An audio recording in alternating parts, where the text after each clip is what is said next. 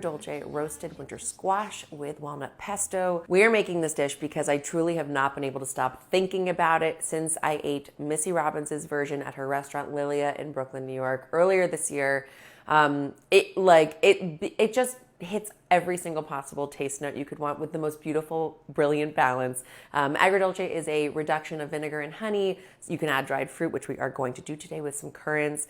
You can also add heat, which we're also going to do with some Fresno chili. And then she roasts the squash with the Agrodolce. And then she put this walnut pesto on top. And truly, you will not be able to stop eating this dish. I am not claiming this as her recipe, although Missy, if you want to send it to me, I would be thrilled to have the real version. This is me trying to recreate it from taste memory just because I'm totally obsessed. Her version used delicata squash, which would definitely have been my preference, but I couldn't find it anywhere. So we are using acorn squash today, which is a little bit less of a sweet squash. Delicata also kind of like has a nice neutral flavor to it, which is why it goes so great with the sweet tanginess, deliciousness of the Agrodolce. Kabocha squash, also a perfect choice here.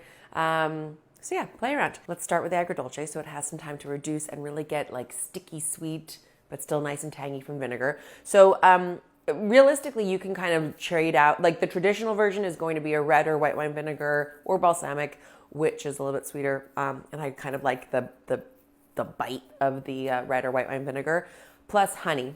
But you can trade it out. You can try maple syrup. You can use brown sugar. You can try any vinegar. You can try rice wine vinegar, apple cider vinegar. Do your thing. The only real thing to keep track of is you want like a bit more vinegar than honey. So I'm going to do about 2/3 of a cup of, in my case, white wine vinegar to about a half a cup of honey.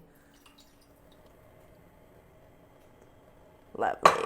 All right, I'm just giving this a little swirl to make sure there's no honey sticking to the bottom. By the way, even just as the vinegar and the honey start to cook together, very delicious smelling. Little bit of salt in there. Drop it just to like a medium high because we do want it to have a little bit of time to cook off. A nice little slow boil coming up here. Meanwhile, let me get a little Fresno chili minced for us because I do like the heat component here. It's a crazily balanced and nuanced condiment, this Agrodolce that we're making. Sweetness from the honey, tanginess from the acidity of the vinegar, saltiness, spice from the Fresno. And this will have time to cook a little bit, so the chops don't need to be super tiny or precise. Fresno has rapidly become like my favorite chili. It's a really beautiful heat. It's like bright like jalapeno, but not quite so green. Obviously, it's beautiful. Oh, some of them can be quite spicy, which this one is telling me that it is. Into our vinegar and honey situation over here. And this is going to go like 15 minutes until it becomes syrupy, sticky sweet, flavorful, delightful. Oh, and some currants. Let's add these in too. Plump them up, give a little additional sweetness to this wonderful mix. It gets a little earthiness to it, which is perfect for fall cooking. Earthy, sweet roasted fall veggies anointed with Agrodolce and pesto. Check this out. All right. Keep that simmering away over here. I'm going to rinse my hands so I don't accidentally touch my eyes. So I have about a cup of walnuts here. This is for our pesto. And I'm just going to scatter these on a baking sheet and pop them into my oven to toast 5 minutes, 6 minutes. You'll smell. They'll be very nutty and roasty smelling. When you let them cool, they'll be extra crisp. They'll have a nice little golden brown interior. But don't let them burn. Nuts are super delicate, and especially walnuts. Let's talk about pesto. Traditionally speaking, pesto is made with pine nuts, which obviously are really rich and fatty and also very delicate. And it's why walnuts are a great substitute for them because walnuts, similarly, very delicate, very rich and fatty. But you can make pesto with sunflower seeds. You could make pesto with, pretty much any soft, tender nut works really well. But I'm partial to the walnut. I think it's fabulous for this dish. Those are going to roast. Now we can cut the squash. Be careful, guys. Be careful when you are cutting squash. They are tough. They can be kind of firm to get your way through. So proceed slowly, carefully. knife tip in first. You see the angle here, and then just kind of pressing while holding the point of my knife down with this hand. I press down with the heel of my right hand, and that should be helpful in keeping your fingers safe. And then I'm just using a spoon to easily scoop out the seeds, which if I had more time, I would clean and roast. Okay, I'm just giving this a swirl now and then. Make sure none of the honey or salt is sticking to the bottom of the pan. Everything should be dissolved and coming together, which it is. Delightful.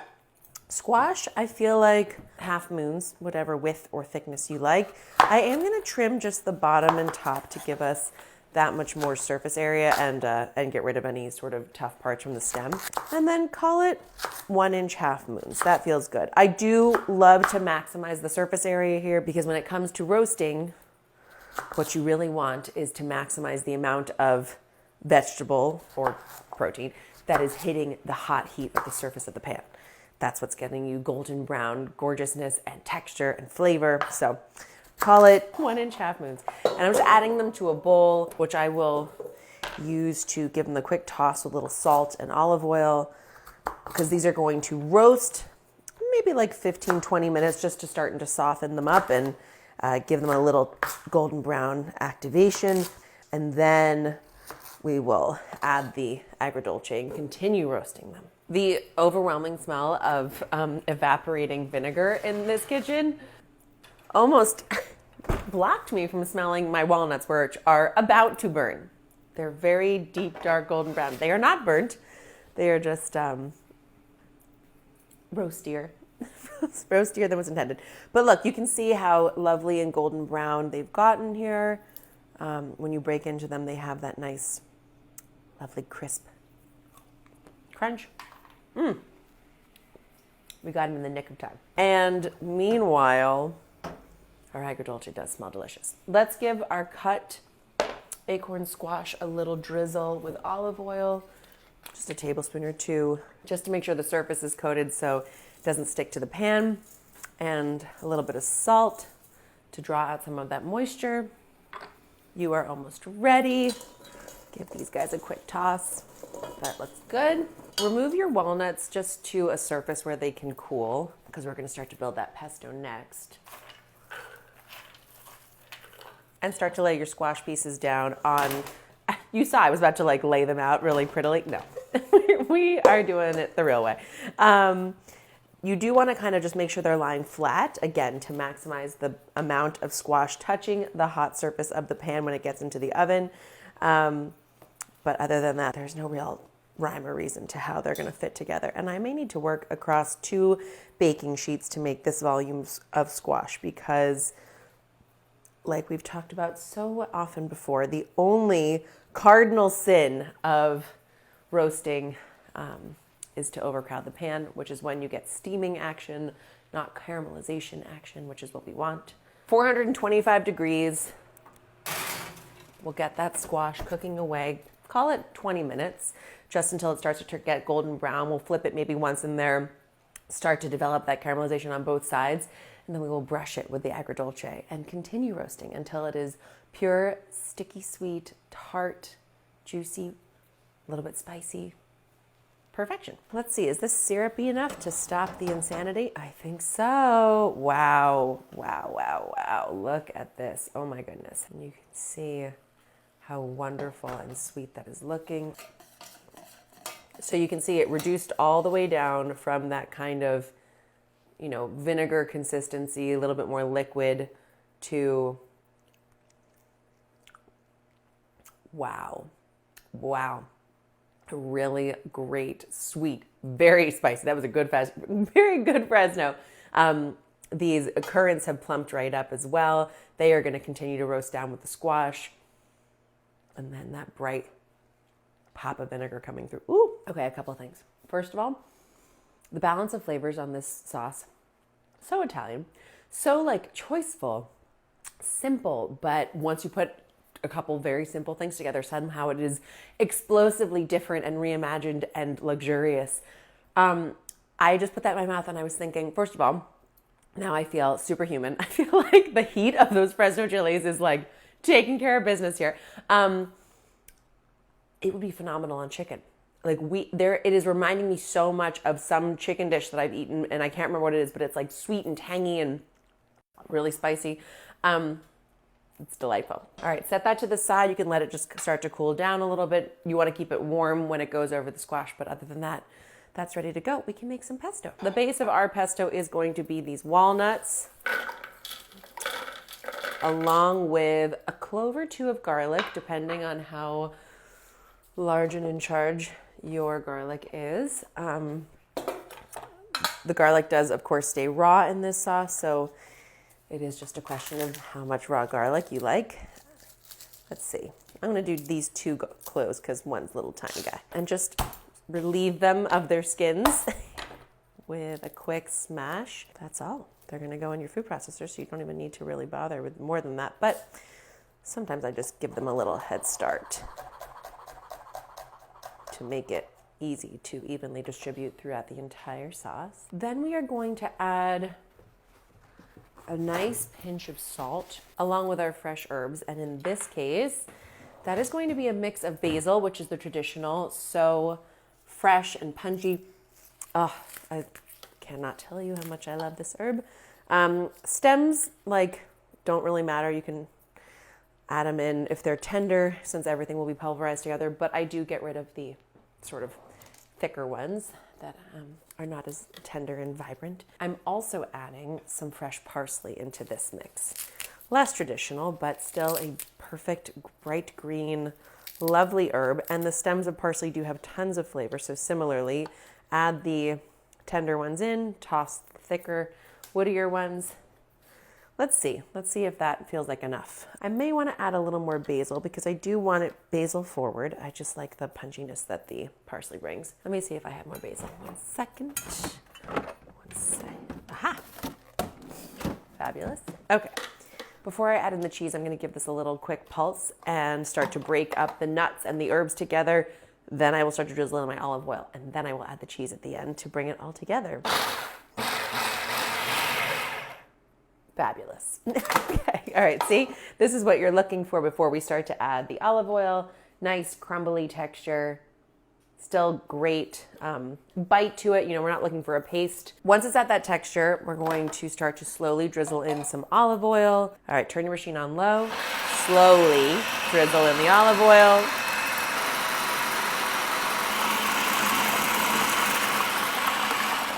And you heard the way the sound on that whirring changed as the texture of the sauce went from being really dry and sort of sandy the way that it was to being much more liquid with the inclusion of the olive oil. So you can see it looks more like this now. Our walnuts were quite roasty toasty, which is why the sauce is more brown than green right now. If you really care about it being bright green, you can just add in more basil. That's fine. No issues there. Delicious. Let's get our microplane and grate in some lovely Parmesan. I also love pecorino in a pesto, but we are using this today. Beautiful. All right, let's start there, see how this does. We add the cheese at the end because it just helps us get a smoother, more beautiful, unbroken sauce. It doesn't need much. Oh yeah, and it thickens it right up. It gives it that wonderful dairy creaminess and richness, obviously. I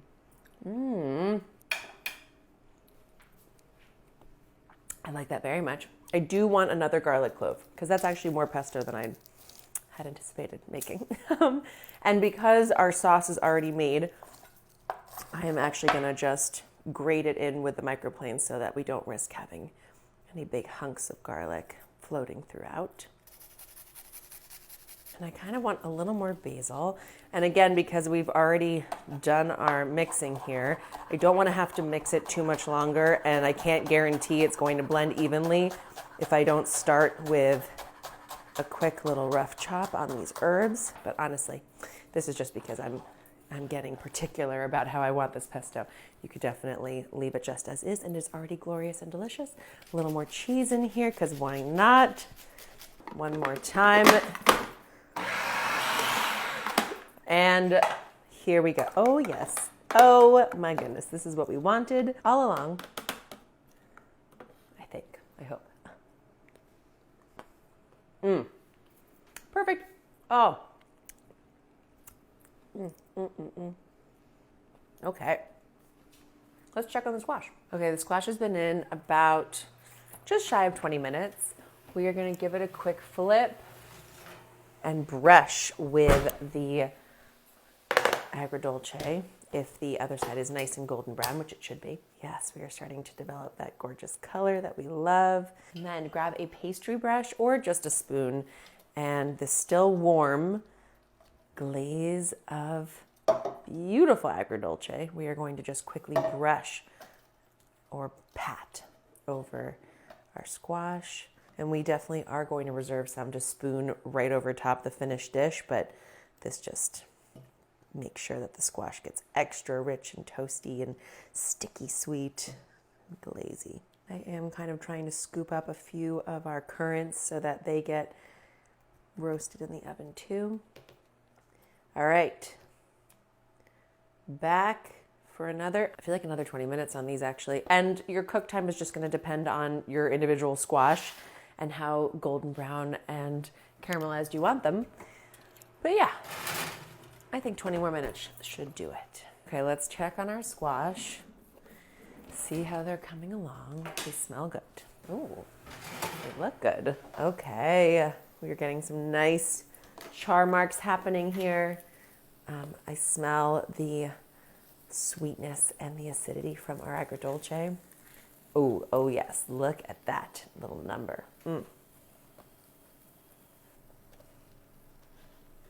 Okay, so let me just brush this second half with a bit more of our glaze.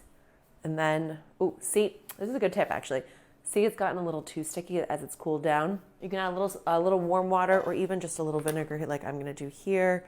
And you might wanna just heat it up ever so slightly so that it gets a little runny again. Okay, so it came right back up to a simmer. It's a little loose again now. So I will continue cooking it, but I wanna get these back in the oven. So I'm just gonna give them a little hit of our sauce. They really don't need much. They already have tons of delicious flavor from the roast and the glaze on the other side. Use your brush if you feel like it. Okay, back to the oven, probably like 3 minutes more just to really sizzle it up, and then we will plate. Yum. All right, guys, the look and the smell and the sound of these sizzling wedges of Agrodolce squash. Really hitting all the spots right now. Let's plate. Look at this sweet, almost like candied piece of Fresno on there. Our little pop of currant.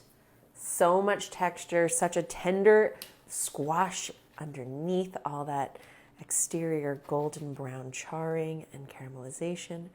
Yum, yum, yum. And then to plate, it really couldn't be simpler. We're just gonna pile it up and drizzle with a bit more of our Agrodolce and then a few dollops of that yummy pesto. You know, give them a little space on the plate if you want so that they don't steam. We want to keep all that wonderful texture that we've generated. Don't be alarmed. I did that on purpose so I could conserve all of the glaze that's left behind here. Let's finish up over here. First of all, before I start to do anything to it, take a look at this plate. Okay, now scoop up some of that lovely Agrodolce syrup. You are already in heaven right here. Make sure there's a little dribble along the plate for people to drag their veggie through.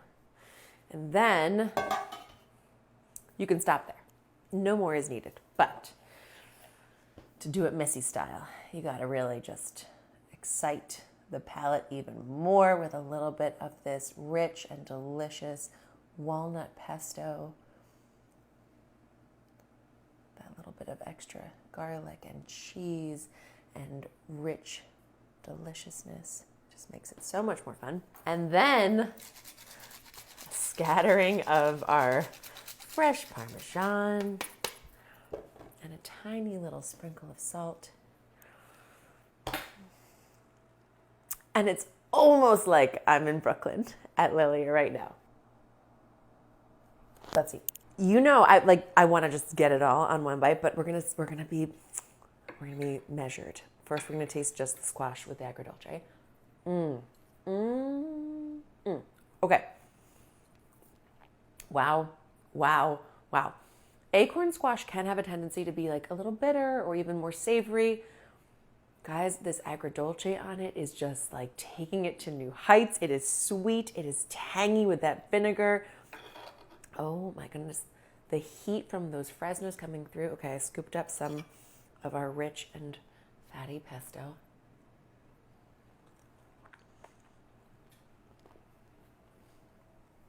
I can't even describe to you. I've been thinking about this dish for literally months. I'm telling you, it will haunt you until you make it, so you need to make it right away. Every single piece of this dish is so balanced. I can't get over it. Like, you think it's perfect after the agrodolce because it is like sweet and sour and heat and salty and everything is so good.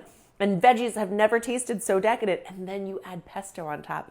And all of a sudden it forces you to realize, but I needed that little bit of cheesy goodness. I needed that little extra fresh herb and garlicky hit. And the cheese kind of melts over the heat of the chili and the squash. And that little texture from the currants. Wow. It was worth dreaming about for months. If you are in Brooklyn or anywhere near Brooklyn, you must go to Lilia first and try Missy's version because it is pure genius. But if you're not, now you can make this at home. And my advice to you would be to make 2 batches.